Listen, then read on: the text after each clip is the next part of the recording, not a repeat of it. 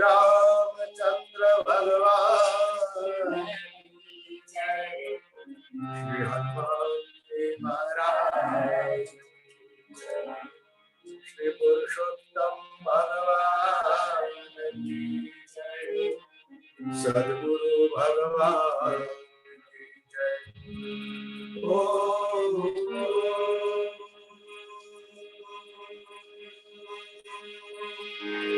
नमः पार्वती पतये हर हर महादेव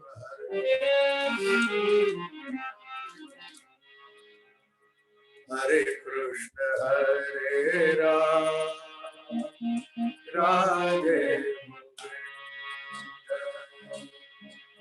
हरे कृष्ण हरे राम राधे हरे कृष्ण हरे राम राधे हरे कृष्ण हरे राम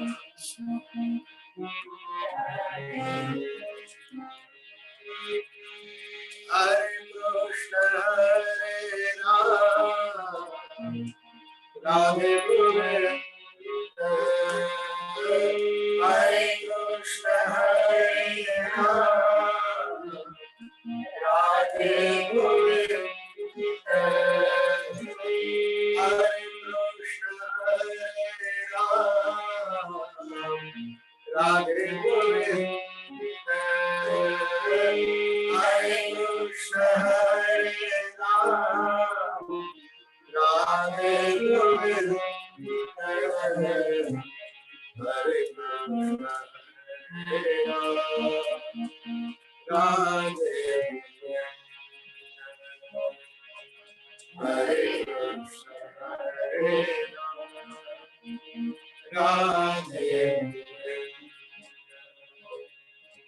राधे हरे कृष्ण हरे राम राधे हरे कृष्ण हरे राम राधे हरे कृष्ण हरे राम राधे गोविंद हरे कृष्ण हरे राम राधे गोविंद हरे कृष्ण हरे राम राधे गोविंद हरे कृष्ण हरे राम राधे गोविंद हरे कृष्ण हरे राम राधे गोविंद हरे कृष्ण हरे राम राधे गोविंद हरे कृष्ण हरे राम राधे गोविंद हरे कृष्ण हरे राम राधे हरे कृष्ण हरे राम राधे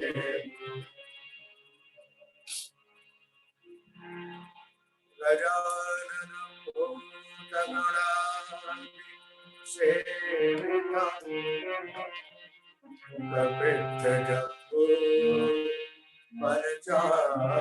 कपित्थजम्बूफलचारुभक्षणम् उमासुतं शोकविनाशकारिणम्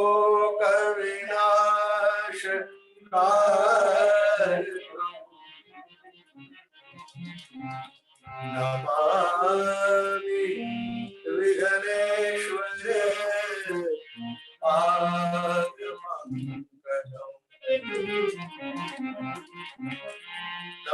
नमस्मरताय सहस्रमूर्धये सहस्रपादाय शिशिरोपावे सहस्रनामे पुरुषाय शाश्वते सहस्रकोटि युगधारिणे गुरुर्ब्रह्मा गुरुर्विष्णु गुरुर्देवो महेश्वरः गुरु साक्षात् परं ब्रह्म तस्मै श्री गुरवे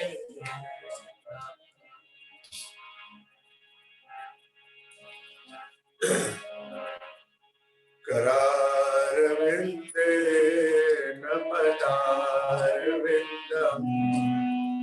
मुखारविन्दे विनिवेशयन्तम् वदस्य भद्रस्य मुखे शयानम् मानं मुकुन्दं मनसा स्मरामि श्रीकृष्ण गोविन्द हरे मुरारे हे नाथ नारायण वासुदेव जीव में पिबस्वा मृग में तदेव गोविन्द नामो नरमान्यते श्री बालकृष्ण लाल की जय श्री द्वारिकाधीश की जय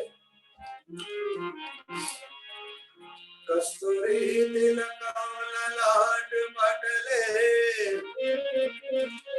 वक्षस्थले कौस्तुभं नासाग्रे वरमौक्तिकं करतले वेणुकरे कंकणम् सर्वांगे हरिचन्दनं सुललितं कंठे च मुक्तावली गोपश्री परिवेष्टितो विजयते गोपाल चूड़ामणि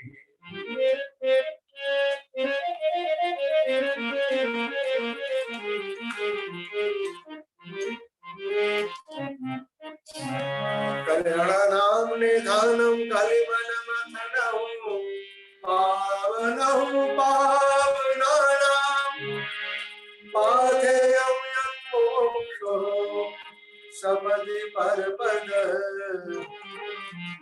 प्राप्तये प्रस्थितस्य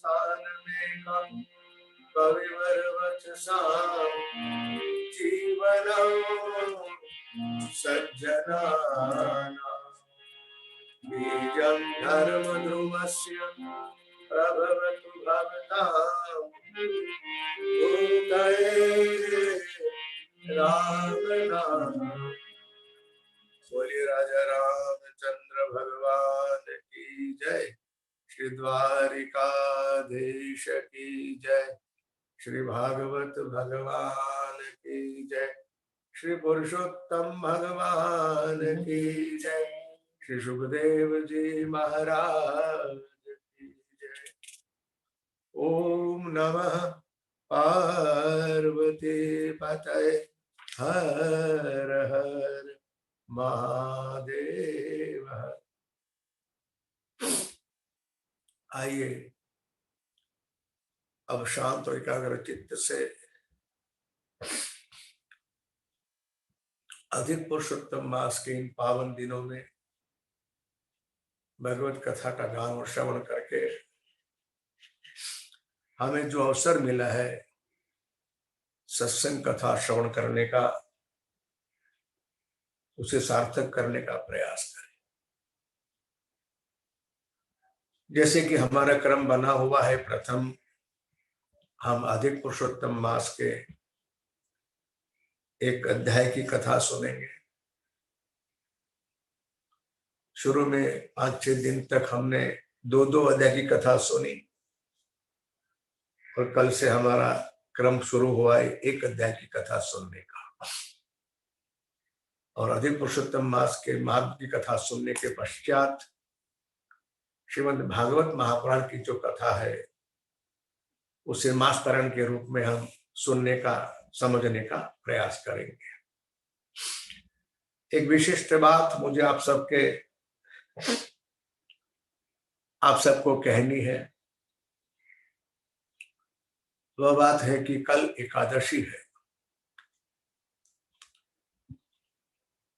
अधिक पुरुषोत्तम मास की प्रथम एकादशी यानी शुक्ल पक्ष की एकादशी को कमला एकादशी कहा जाता है। तो कल हम अधिक पुरुषोत्तम मास के महात्म्य के साथ साथ एकादशी का व्रत की कथा भी हम सुनेंगे। इसके अलावा कल का क्रम तो यह रहेगा,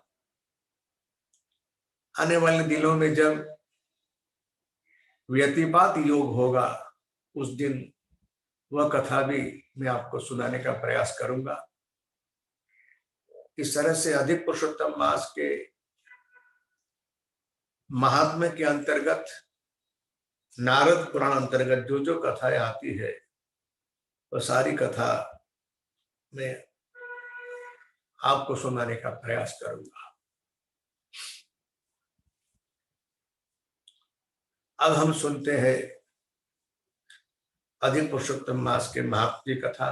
कल एकादशी है तो आप सब एकादशी का व्रत भी रखें, ऐसी विनम्र प्रार्थना है।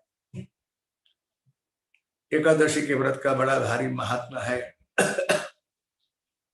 ऐसा शास्त्रों में कहा गया है। शास्त्रों में हम विश्वास करते हैं तो उनका कहा मानना चाहिए। अब कैसे करनी चाहिए वो तो मैं आप पर छोड़ रहा हूं, उसमें मेरा कोई विशेष आग्रह नहीं रहेगा। कुछ लोग तो ऐसी एकादशी करते हैं, निर्जला जिसे कहा जाता है, जल तक नहीं लेते, अन्न की बात तो कहाँ है। लेकिन ऐसा व्रत हम सबके लिए कठिन होता है। मैं खुद नहीं कर पाता तो आपसे कैसे कहूं। लेकिन हाँ, मैंने डोंगरे जी महाराज को निर्जला एकादशी का व्रत करते देखा है। इससे कई संत महात्मा आज भी निर्जला व्रत करते हैं। एकादशी के व्रत के साथ साथ हमारे स्वास्थ्य की समस्या भी है, वो जुड़ी हुई है, उससे भी हमें लाभ होता है। इसके पीछे विज्ञान यही है कि एक दिन हमारे पेट को आराम देना चाहिए, कुछ भी मत खाइए। उपवास का जो हम खाते हैं वो भी खाना नहीं चाहिए, ऐसा आग्रह है और यही सत्य है। यदि इतना संभव ना हो तो आप चाहे फल ले लीजिए, ये भी संभव ना हो तो दूध ले लीजिए। लेकिन जितना कम खाएंगे, पूरे 15 दिन में जो पेट के अवयव को श्रम पड़ता है उसको एक दिन छुट्टी मिल जाएगी, आराम मिल जाएगा और हमारे शरीर में स्वास्थ्य की प्राप्ति होगी। एकादशी के व्रत के पीछे हमारे ऋषियों का यही विज्ञान है। इसी व्रत को इसीलिए जोड़ दिया पुण्य के साथ, ताकि हम श्रद्धा से, धर्म के माध्यम से पुण्य की उपलब्धि के लिए व्रत करें। सही में तो एकादशी का व्रत के पीछे यही वजह है कि हम लोग हमारे पेट को आराम दें। तो आइए आप सब कल व्रत करेंगे, ऐसी मेरी प्रार्थना है आप सबको, आशा है आप सब करेंगे। अब अधिक पुरुषोत्तम मास के महात्म्य की हम कथा सुन रहे हैं। कल तक हमने 14 अध्याय की कथा पूर्ण की, आज सुनेंगे 15वें अध्याय की कथा। पहले हमने सुना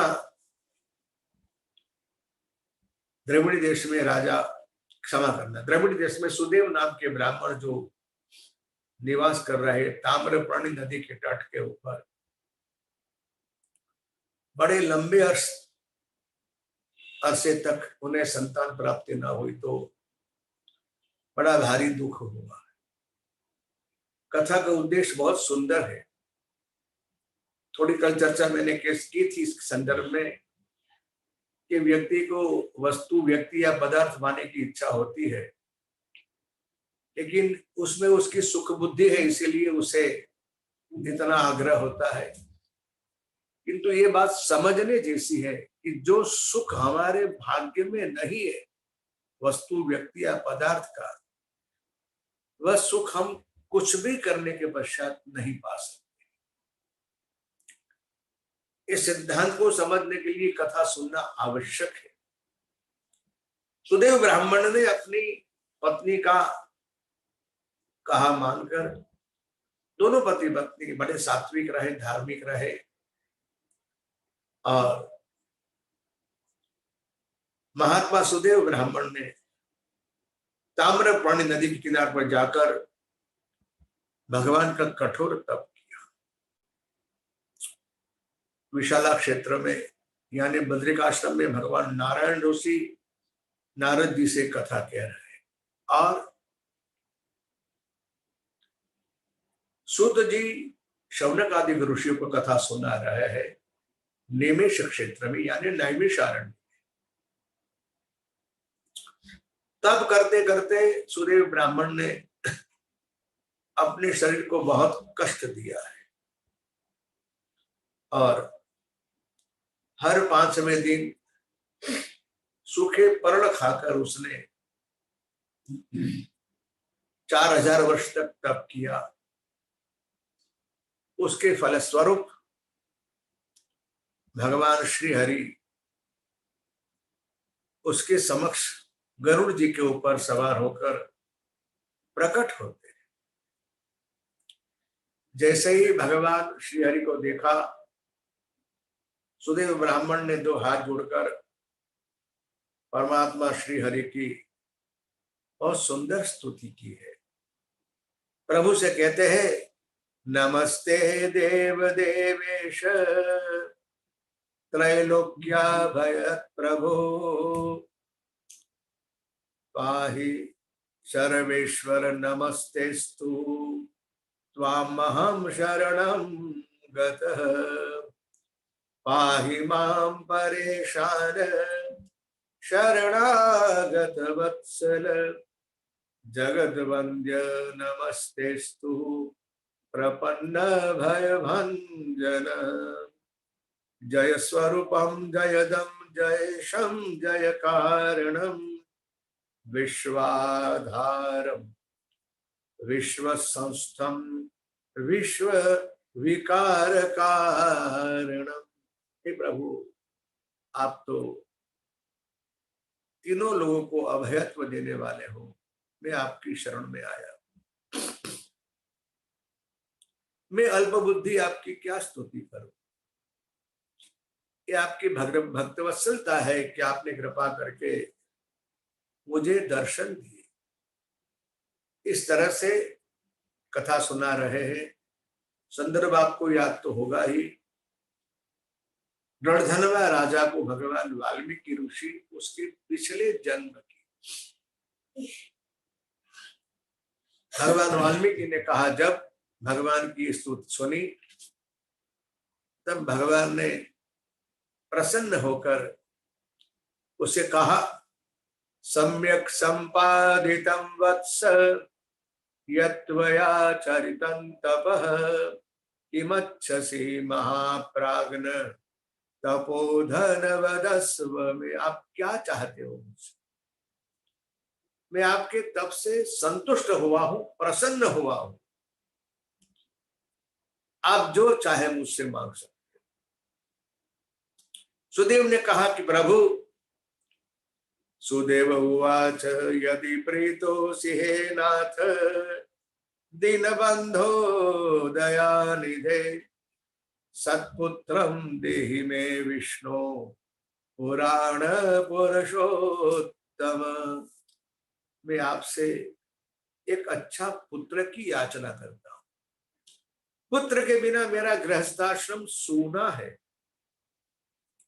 हे हरि, आप ऐसी कृपा करें, मुझे सत्पुत्र प्रदान करें।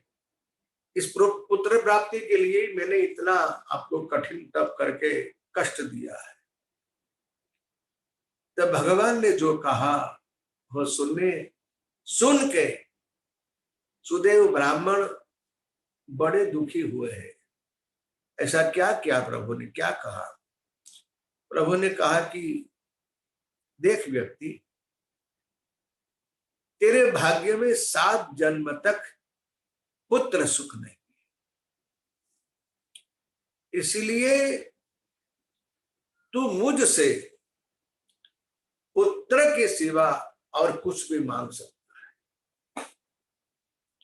ये कथा क्या कहती है, इसका उद्देश्य क्या है, क्या संकेत है? प्रभु ने ये कहा तेरे भाग्य में, तेरे ललाट में 7 जन्म तक संतान सुख नहीं। इसका अर्थ ये हुआ इतना कठोर तप करने के पश्चात, भगवान की प्राप्ति के पश्चात भी व्यक्ति को अपने प्रारब्ध का भोग करना ही पड़ता है। कथा सुनिए, बड़ी सुंदर कथा है। शिक्षा के साथ साथ जो हमें मार्गदर्शन मिलता है, सत्य ज्ञान मिलता है, वह ज्ञान हृदयंगम करने के साथ, ये बात हमेशा हम याद रखें कि हम हमारे भाग्य को पलट नहीं सकते। और ये भी तो सत्य है कि हमारा भाग्य जो बना है वो हमारे पिछले जन्मों में किए हुए संचित कर्म से ही बना है। तो सुख दुख तो हमारे हाथ में ही है। हाँ, हम चाहे अज्ञानतावश या ज्ञान के, और हमेशा ये बात तो शायद आप भी स्वीकार करेंगे कि ज्यादातर लोग अपराध या पाप जानबूझकर करते, समझकर करते हैं। कर्म के सिद्धांत का ज्ञान होने के बाद भी हम लोग सावधान नहीं होते। ये हमारा दुर्भाग्य है या ये हमारे जीवन की सबसे बड़ी विडंबना है। लिखा तो ऐसा है कि भगवान के मुख से ये वज्र समान वचन सुनकर सुदेव ब्राह्मण तो मूर्छित हो गए। भगवान सामने खड़े हैं, देखिए ध्यान देना कथा। अरे महात्मा भगवान के वचन को वज्र समान समझकर मूर्छित हो गए।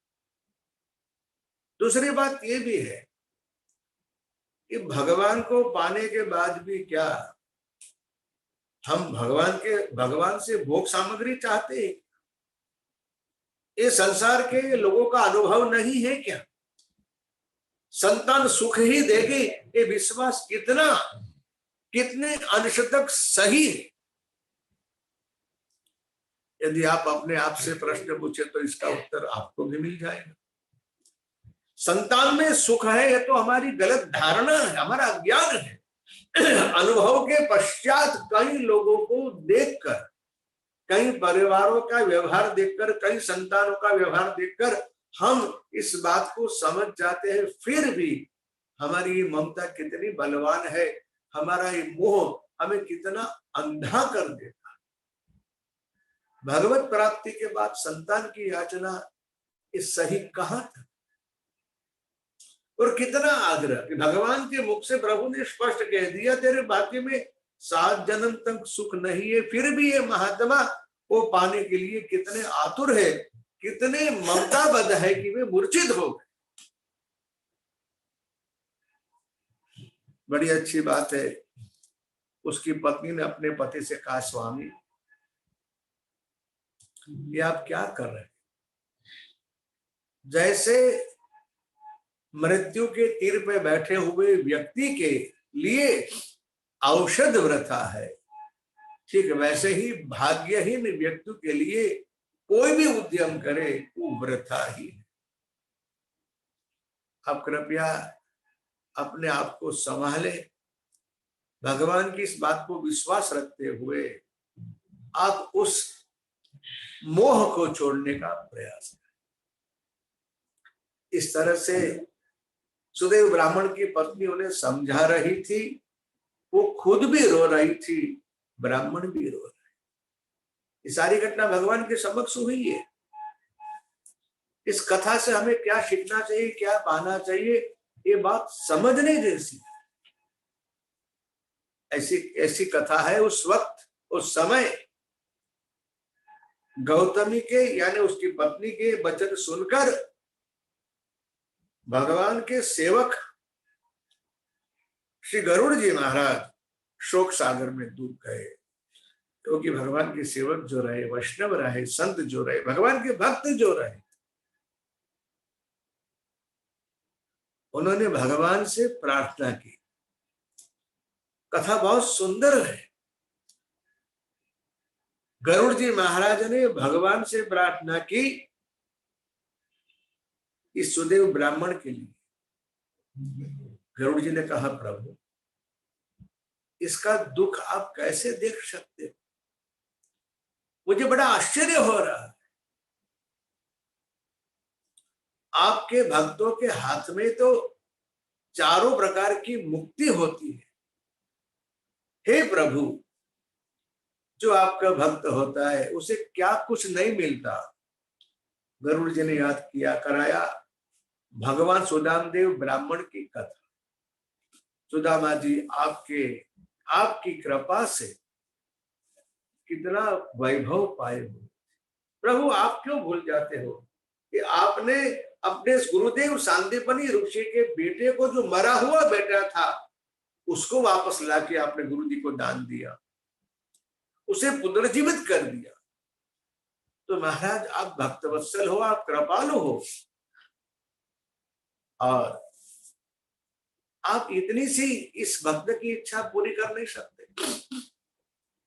ये ध्यान देना, सुदेव ब्राह्मण भगवान का भक्त हम उससे नहीं कह सकते। उसने तब अवश्य किया है, लेकिन तब भगवान को पाने के लिए नहीं किया, पुत्र को पाने के लिए किया। ये उसकी गलती है। ये बात हमारी समझ में आनी चाहिए। हम भगवान से क्या पाना चाहते हैं? सुख चाहते हैं कि भगवान को चाहते हैं? ये बात हमारी बुद्धि में स्पष्ट होना बहुत आवश्यक है। सत्संग के माध्यम से हम अपने आप को स्पष्ट रूप में समझने का प्रयास करें, हम भगवान से क्या चाहते हैं। जो व्यक्ति भगवान से सुख चाहता है ना, उसे सुख मिल जाएगा। किंतु ये भी याद रखें कि यदि हम भगवान से सुख के सिवा भगवान को चाहेंगे तो हमें क्या कुछ नहीं मिल सकता है। भौतिक नाशवंत पदार्थ मांगकर बेटा मिले, बेटी मिले, बेटे का ब्याह हो जाए, बेटी का ब्याह हो जाए, धंधा अच्छा चले, बेटे बहू हमारा कहाँ माने, यहां तक तो ठीक है। उसके पश्चात बेटे बेटी के बेटे बेटी होते, उसके लिए भी हम मांगते, उसके पश्चात वो भी आगे बढ़ते हो। ये अज्ञान नहीं है, ये गलती नहीं है।